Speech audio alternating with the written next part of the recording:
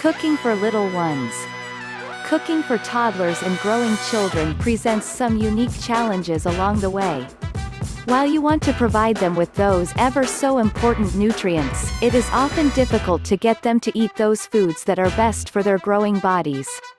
We are all probably well aware of the food pyramid and the number of servings our children need: healthy grains, proteins, fruits, vegetables, and calcium products. Getting them to eat these nourishing products is another matter altogether, unfortunately.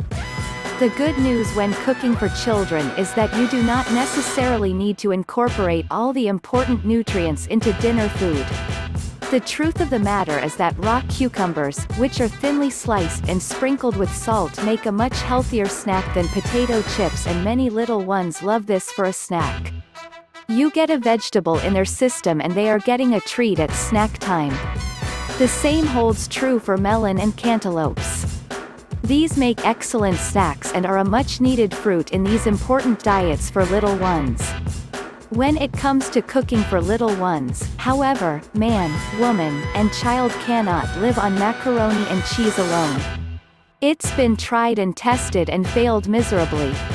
Try mixing things up whenever you can while keeping meals kid-friendly. It is important that you try to introduce whole grains, proteins, and vegetables whenever possible at meal times around your home. The good news is that there are many prepackaged convenience foods that are introducing whole grains like never before in order to meet the growing demand of consumers for healthier meals that can be prepared with little fanfare or fuss. Cooking healthier meals for kids is now easier than ever before. Fresh fruits and vegetables are best whenever possible. However, if you cannot manage fresh, you should avoid canned fruits, especially as they are often swimming in sugary sweetness, whenever possible.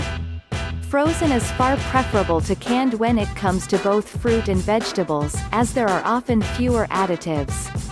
If you need some great meal ideas that are kid-friendly and easy on the budget, you can often find recipes readily available online. You can meet your child's calcium and dairy product needs by adding milk as the drink of choice for meals, or a slice of cheese melted over their favorite vegetable. Ice cream, yogurt, and pudding also make excellent calcium-rich treats, in moderation of course. Encourage your children to try new things rather than cooking the same few meals over and over again that you know they are likely to eat. This prevents two things from happening. First of all, it helps you not to get bored when cooking for your children. Second, it allows your children to try new flavors and textures and form opinions about them. By trying new things, they will learn not only about the things they dislike but also the foods they really enjoy. You should also keep in mind that your children are people too when cooking for them. Just as you have foods you like and dislike, they also will develop tastes over time. Those tastes may also change in time as well. It's frustrating, I know, to spend time and money preparing a meal only to have your child push the plate away and refuse to even try the meal. For this, I recommend enlisting their help in the kitchen. Children are much more likely to eat the things they had a hand in preparing as a matter of accomplishment and pride. It's psychological warfare, I know, but all is fair in war and dinner time.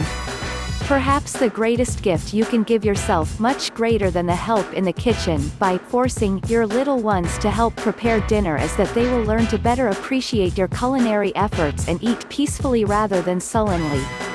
This tactic has met with great success in my household when cooking for little ones.